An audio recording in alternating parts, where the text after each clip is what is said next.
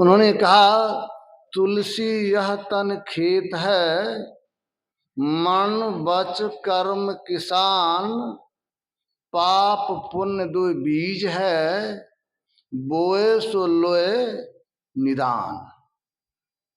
कहते हैं तुलसी यह तन खेत है, इस तन को खेत कहा गया है। जब खेत है तो किसान भी होंगे ना, तो मन वच कर्म किसान, मनसा वाचा कर्मणा। कर्म मन से, वचन से और तन से, तीन तरह से होता है। भले हम लोगों का बैठा रहता है, अगर मन शुभ बात को सोचते हैं तो वह भी सुखकारी हो जाएगा, और अशुभ बात को सोचेंगे तो वह भी दुखदाई हो जाएगा। ये भी है, देखिए मन से भी कर्म होता है। अगर आप किसी के प्रति अच्छी भावना रखते हैं तो अगले भी आपके प्रति वैसे ही भावना रखेंगे। एक बार एक सेठ जी मन में सोचा, गया देखने के लिए गोदाम, तो गोदाम भरा पड़ा है, लकड़ी का व्यापारी था, बहुत सालों से चंदन की लकड़ी पड़ी हुई थी। तो उन्होंने मन में सोचा ये चंदन की लकड़ी है, बहुत साल से पूंजी फंस गया है, कोई खरीदने वाला नहीं है, इतनी लकड़ी कौन खरीदेगा। तो फिर मन में होता, अगर राजा साहब मर जाते तो उनके दाह संस्कार में सारी लकड़ी समाप्त हो जाता है, चिता में खत्म हो जाता है। वो मन में सोचा, संयोग से राजा साहब रथ से निकले उसी रास्ते से, तो वहां पर सड़क जरी टेढ़ी थी। तो उन्होंने कहा मंत्री से, देखो जी इस सड़क टेढ़ा मेरा रहने के कारण परेशानी होती है, इसको जरा सीधा कर दें तो अच्छा रहेगा। तो अब सड़क को सीधा करने में उनका गोदाम साफ हो जाता। आदेश हो गया राजा साहब का, मुख्य कानून न होता है, आदेश तो हो गया। अब जब सेठ जी को सूचना दी गई तो सेठ जी बड़े व्याकुल हो गए, इतना बढ़िया गोदाम है, करोड़ों रुपया का उसमें सब कुछ रखा हुआ, सब समाप्त हो जाएगा वैसे। बहुत चिंतित हो गए, खाना पीना बंद। अब बीरबल भी था साथ में, मंत्री उनके अच्छे थे, साथ में तूने देखा भाई तो बड़ा बताया, अच्छे गड़बड़ हो जाएगा। तो अब उन्होंने कहा, देखिए मंत्री जी, ये राजा साहब तो हमारे मित्र थे, एक जगह सब इन खेले धूपे वो राजा हो गए, ठीक बात है, हमारे दादा परदादा सब साथी था, लेकिन आज हमारे दुकान को तोड़ने की बात कह दी। क्यों? कहा तुमने भी कुछ सोचा है क्या? कहा आज मैं गया था दुकान, तो गोदाम को जब देखा तो लकड़ी को देखकर मन में हुआ लकड़ी कैसे समाप्त होगा, राजा साहब मर जाते तो चिता में सारी लकड़ी समाप्त हो जाती। यही मैंने सोचा कर ठीक, प्रत्येक क्रिया के विपरीत प्रतिक्रिया होता है, न्यूटन ने दिया तीसरा नियम। आप जैसा सोचेंगे ना उसके विपरीत दूसरे भी आपके प्रति सोचेंगे। का ठीक है, आप अपनी भावना को बदलो। तब सेठ जी कहने लगे, ये तो गलती हो गई हमसे, हमारे राजा साहब अच्छे हैं, सब दिन उनसे दोस्ती रही, उस परिवार से, उनको रहना चाहिए, उनकी मृत्यु नहीं हो, अच्छी बात है। अब मन की भावना जैसे बदली भावना, तो राजा साहब रात में सोचते हैं, देखिए इस तरह है, सीधा तो नहीं रहता, टेढ़ा मेरा रहेगा ही, अब इसके लिए बेचारे का गोदाम काहे तोड़ देंगे, ये ठीक बात नहीं है। अगर कहीं तोड़ दिया होगा तो बड़ा गड़बड़ हो गया होगा। सुबह जैसे जगह तो मंत्री को बुलाया, देखो जी जरा रात कल जो मैं आदेश दिया था उसका दुकान को कुछ नहीं करो, अच्छे लोग हैं बेचारे। अब फिर आदेश हो गया, तोड़ा तो नहीं गया था। मेरे कहने का भाव, जैसी बात आप दूसरे के लिए सोचेंगे ठीक वही आपके प्रति वो सोचेंगे। अभी सुन रहे थे पूज्यपाद महर्षि संजीवी प्रबंध महाराज बात को दोहराते थे, कर भला होवे भला, करके भला तू देख ले, कर बुरा होवे बुरा, करके बुरा तू देख ले। अगर भला करेंगे तो भला होगा, अब बुरा करेंगे तो बुरा होगा। इसलिए सावधान रहिए। जब मन से, वाणी से और तन से, तीन तरह से जब कर्म होता है तो तीनों तरह से सावधान रहिए। तीनों तरह से सावधान रहने की जरूरत है। तब ना, जिस प्रकार खेत में जैसा बीज डालेंगे ना, फल उसी तरह का होगा। लेकिन ये मानव अपने को बहुत चतुर समझता है, भगवान को भी ठगने की बात करता है। लोग करेंगे जैसा काम, लेकिन फल चाहिए बढ़िया। बड़ा अच्छा कहा, करे बुराई सुख चाहे। करता है बुराई, करता है पाप, चाहता सुख, कैसे होगा? कैसे होगा? उदाहरण दिया, जिस तरह रोपे बिरवा आक के तो आम कहाते हो। आप अपने खेत में आक लगा दिए हैं, तो जाइएगा तो आंख में दूध लगा तो आंख साफ ही नहीं होगा, कि सुंदर फल मिलेगा आम खाने की। उसी तरह संतों ने कहा, अपने कर्म को ठीक कीजिए। कर्म का फल सबों को भोगना पड़ता है। और हमारे आराध्य देव कहा करते थे, कर्म कैसे होता है? आंख से नीचे के भाग को कर्म क्षेत्र कहा गया है, इसको पिंड कहा गया है। जब तक पिंड में बरतेंगे ना, तब तक कर्म होता रहेगा। अभी हमारे स्वामी जी कह रहे थे ना, देखा आंख, पहुंचा दिया पांव, खाया मुंह, रखा पेट, खाया पीठ। बात क्या हुआ? बात ये हुई, जो आंख तो देखा, तो फिर दुख कहां पलट के आ गया? आंख में ही आ गया। तो ये आंख से नीचे जो भाग है, इसी से सारे कर्म बनते हैं। संतों ने कहा, संसार में आए हो तो कुछ ना कुछ कर्म तो करना ही पड़ेगा। जब तक पिंड में बरतोगे तो कर्म मंडल में रहोगे। हमारे आराध्य घनी कृपा की विविध भांति के कर्म जगत में जीवन घेर फंसाता है। विविध तरह का कर्म है, उस कर्म के फेर में पड़कर बराबर जन्म लेना पड़ेगा, मरना पड़ेगा। जिस दुख को हमारी आराध्य आवागमन सम दुख दूजा है नहीं जग में कोई, इसके निवारण के लिए प्रभु भक्त करनी चाहिए। आंख से नीचे सारी इंद्रियां है। तो संतों ने कहा, युक्ति विशेष के द्वारा अपने आप को आंख से ऊपर उठा लीजिए, मतलब पिंड से ब्रह्मांड में लेके चले जाइए। यही ध्यान की पद्धति हमारे विद्वान प्रवक्ता श्रद्धेय स्वामी सतप्रकाश जी महाराज सुना रहे थे। भगवान बुद्ध की बात मुझे याद हुआ आया। भगवान बुद्ध के एक बहुत ऊंचे दर्जे के शिष्य थे। ध्यान में उनको स्थिति प्राप्त थी। एक दिन अपने कुटिया में बैठकर ध्यान कर रहा था, चोर आया, इतनी पिटाई कर दिया बेचारे का, हड्डी चूर चूर कर दिया।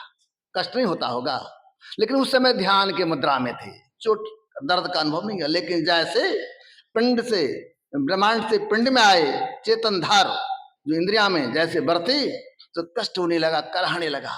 अब लगा अब मैं संसार में नहीं रह पाऊंगा, शरीर तो चूर चूर कर दिया, क्या करेंगे। लेकिन इतनी शक्ति थी, सिद्धि बल से भगवान बुद्ध के पास गए, चरणों में प्रणाम किया, कहा महाराज ये हमारी शरीर की स्थिति अब रहने लायक नहीं है, इसीलिए मैं यहां से जाना चाहता हूं। भगवान बुद्ध के सामने ही शरीर को त्यागा। महामोद गल्याण उसका नाम, बड़े उच्च दर्जे के शिष्य थे। अब जब उनका शरीर छूट गया तो और शिष्यों के मन में बातें उठने लगी, इतने बड़े महापुरुष जो आकाश मार्ग से यहां पहुंच गया, उनको चोर ने इस तरह दुर्दशा क्यों कर दिया। तो भगवान बुद्ध तो संत थे, सबकी मन की बात को जान गए। कहा बात तो ठीक है, ऊंचे दर्जे के महापुरुष थे, लेकिन कर्म उनके पीछे आ रहा था। कौन सा कर्म?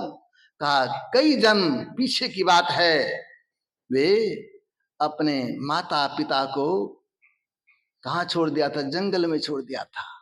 अंधे अंधी माता पिता, वहीं पर पहाड़ पर से लुढ़क करके उनका हाथ पांव टूट गया, वहीं मर गए थे। तो वो कर्म का फल उसका पीछा कर रहा था। ये उनका अंतिम जन्म था। कर्ज तो कब चुकाएंगे? अंतिम तो चुकाना ही पड़ेगा। अंतिम कर्म का फल था। अब उनको संसार से जाना था, फिर संसार में नहीं लौट के आते, इसीलिए कर्म का फल आया। ध्यान में थे, बदमाशों ने हड्डी पसली तोड़ दिया, लेकिन ध्यान के कारण हड्डी पसली तोड़ने के बाद उनको कष्ट नहीं हुआ। लेकिन वो कर्म का फल तो उनको भोगना पड़ा। तो हम लोगों को भी कर्म के फल से अगर बचना चाहते हैं तो क्या करना होगा? तो ध्यान करने की जरूरत है।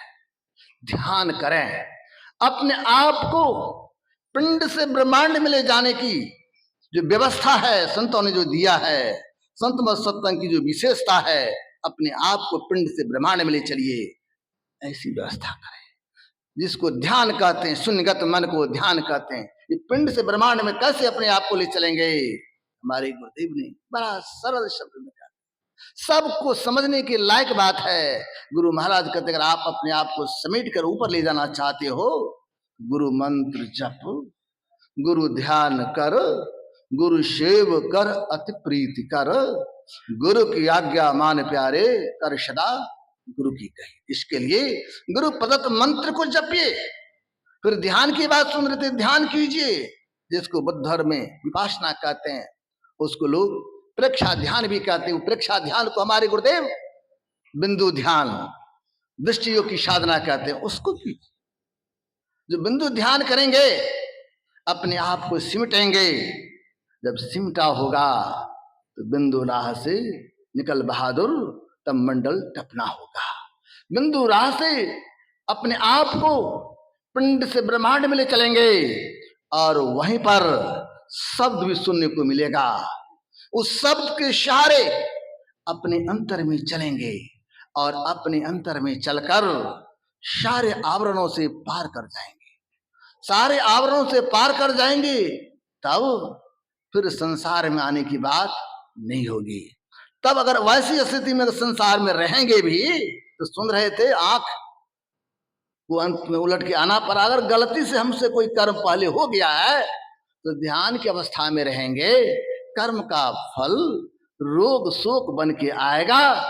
शरीर से कर्म बना है तो रोग शरीर को होगा, और शरीर में रहने वाला जो है वह तो वहां है नहीं। संत कबीर के वाणी चरतात हो जाएगा, नदी किनारे घर किया, कर्जा कर कर खाए, कर्जदार जब मांगन आवे तो घुसक नदी में जाए। वो क्या करेंगे? जब तक पिंड में बरतेंगे, इंद्रियों के घाटों में बरतेंगे तो विविध तरह का कर्म होगा, लेकिन जब कर्म फल चुकाने की बात होगी तो अपने आप को समेट कर उलट पाछले पैरों पकड़ो पसरा मना बटोर, अपने आप को सिमट करके उल्टी रास्ते से पिंड से ब्रह्मांड में चलेंगे और अंदर में चलकर उस परमात्मा के धाम में अपने आप को समेट के लेके चले जाएंगे। शरीर पर रोग आएगा, दुख आएगा, लेकिन इनके लिए आया दुख वहां है ही नहीं, वहां से घसक गया है। वही बात हमारे आराध्य को जब ऑपरेशन किया जा रहा था तो डॉक्टरों ने जब कहा भाई क्लोरोफॉर्म दिया जाए, तो गुरुदेव कहते नहीं, मैं जीवन भर ऑपरेशन नशा नहीं लिया हूं। तब डॉक्टरों ने कहा ठीक है, मेडिकल साइंस में तो ऐसा नहीं होगा, लेकिन अगर आप कहते हैं तो ठीक है। ऑपरेशन किया तो गुरु महाराज को चीर फाड़ किया गया, लेकिन कोई दुख नहीं, कोई कष्ट नहीं। क्यों? तो वहां पर नहीं थे। तो हमें चाहिए, संतों ने जो हमको ज्ञान दिया है अपने आप को समेटने का, तो अपने आप को समेटिए। समेटने के लिए यही तो युक्ति है। भगवान बुद्ध को भी जब समाधि लगती थी तो बड़े आनंदित रहते थे, और जब नीचे उतरते थे तो कराहने लगते थे।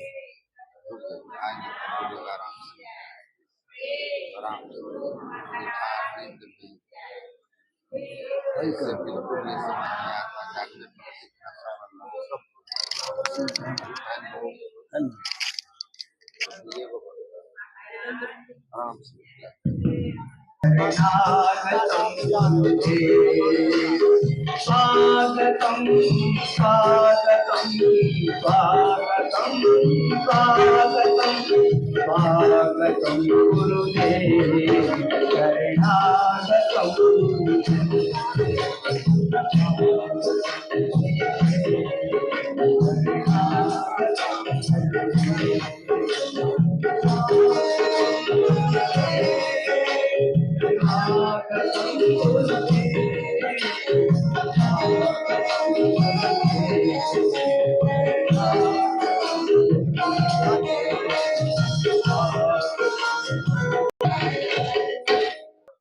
भगवान बुद्ध को जब रोग हुआ तो वह कराहते थे बीच बीच में। तो शिष्यों ने कहा महाराज ये क्या है। और जब वे ध्यान में बैठ जाते थे, समाधिस्थ हो जाते थे, तो उनका चेहरा आनंद से लगता था, मुस्कुरा रहा। मैं गया था लुम्बिनी, हम लोग भी गए थे, तो वहां देखा भगवान बुद्ध की मूर्ति को। तो उनके मूर्ति को देखा तो लगता उनके चेहरे पर किसी तरह का कोई कष्ट नहीं है।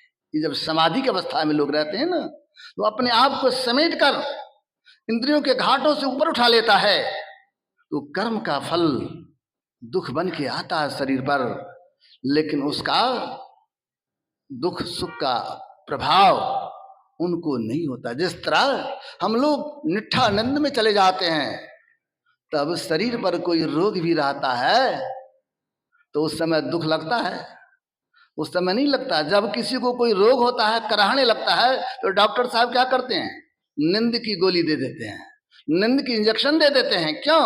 जैसे नींद की गोली दिया, निष्ठा निधि में चला गया, तो क्या होता है। हमारी आराध्य देव ने बड़ा सुंदर नमूना दिया है। जब हम लोग जागृत अवस्था में रहते हैं तो सारे कर्म बनता है, और जब नीचे सरकते हैं तो आंख से नीचे जब हम लोग स्वप्न अवस्था में जाते हैं तो कंठ में चले जाते हैं, और जैसे गहरी निद्रा में जाते हैं तो हृदय में चले जाते हैं, और हृदय में चले जाते हैं निष्ठा निद्र में नींद में चले जाते हैं, वहां पर सिमट जाते हैं, जिसके कारण शरीर में कुछ होता भी है, वो कष्ट नहीं। नमूना है। तो संतों ने कहा अगर उसी तरह साधना विशेष के द्वारा अपने आप को समेट कर इंद्रियों के घाटों से ऊपर उठा लेंगे, पिंड से ब्रह्मांड में लेके चले जाएंगे, तब क्या होगा, कोई भी कष्ट आएगा, दुख आएगा, लेकिन उसका अनुभव नहीं होगा, उसका दुख का अनुभव नहीं होगा। यही तो करना चाहिए। संत मत सत्संग के माध्यम से यही ज्ञान दिया जाता है। अपने आप को समेटो, और अपने आप को समेट कर इंद्रियों के घाटों से उठाओ, और जितने भी कर्म बना है इंद्रियों के संग में रहने से बना है, और जब इंद्रियों के संग में रहोगे तो कर्म बन के आएगा, दुख बन के आएगा। फल क्या करो, वहां से अपने आप को समेट लो, और समेटने के लिए ही हमारे गुरुदेव कहते हैं क्या करो, इसके लिए ध्यान करने की जरूरत है। ध्यान कीजिए। भगवान बुद्ध ने भी कहा जो ध्यान करते हैं ना, तो उसका जीवन सुखमय बन जाता है, उसका जीवन आनंदमय बन जाता है। इसलिए ध्यान करने की आवश्यकता है। वो ध्यान कैसे करें, ध्यान अभ्यास करो। सद सद ही चातक दृष्टि बनाई हो, लखत लखत छवि बिंदु प्रभु की, ज्योति मंडल धस धाई हो। कहते ध्यान करेंगे और अपने आप को समेट कर इंद्रियों के घाटों से ऊपर उठाएंगे, और जब ऊपर उठेंगे वहीं शब्द भी सुनने को मिलेगा। उस शब्द के सहारे अपने अंदर चलेंगे, और चलते चलते कर्म मंडल से ऊपर उठ जाएंगे। इसी को वाल्मीकि जी ने किया था, जिसको संतों ने कहा उल्टा नाम जप जग जाना, वाल्मीकि भय ब्रह्म समाना। ये उल्टा नाम क्या है? हमारे आराध्य देव कहते राम नाम अमर नाम, भजो भाई सोई सोई सत धुन सब घट घट होई, पाराण पशंती न मध्यमान बैखरी, नहीं वर्णात्मक हत धुन को, राम नाम अमर नाम भजो भाई सोई। कहते हैं वो राम नाम जो परमात्मा की तरफ से आ रहा है, उस नाम के माध्यम से, उस नाम के सहारे उस नामी के पास पहुंच जाएंगे, और जब नामी के पास पहुंच जाएंगे तो हमारा जीवन सुखमय बन जाएगा, हमारा जीवन आनंदमय बन जाएगा, और ऐसी स्थिति आएगी कि हम सारे पापों से मुक्त हो जाएंगे। यही तो करना चाहिए, यही संत मत की साधना विधि है, यही भगवान बुद्ध ने किया, और संसार के लोगों को यही ज्ञान दिया है जो अंतर मार्गी बनो, अंतर के पथ पर चलो, और अंतर के पथ पर चलने से ही जीवन सुखमय बनेगा, जीवन आनंदमय बनेगा। यही करना चाहिए। इन्हीं के साथ मैं अपने वाणी को विराम दे रहा हूँ। श्री सद्गुरु महाराज की और पूज्य जनों को प्रणाम अर्पित करता हूँ। श्री सद्गुरु महाराज की जय। आज अपराह्न कालीन सत्संग के